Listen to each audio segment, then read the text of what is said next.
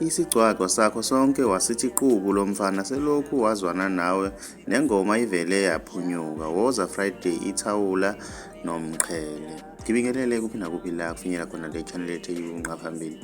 Lawa amazwi asho welile emva kokuthi abone igcokama elisha linikeza udumakahle ugologo emncoma ukuthi imnandi i-album yakhe laphana wey'ngane zakwethu. Ake sidibane laphana comment section yezwe ukuthi wena ngabe kuthini kwakuphawula uma umusha. Ngiyacela wenze okulungile laphana ucindezela subscribe ucindezela nebell ukuze uzothola ama-notification njalo uma sipost.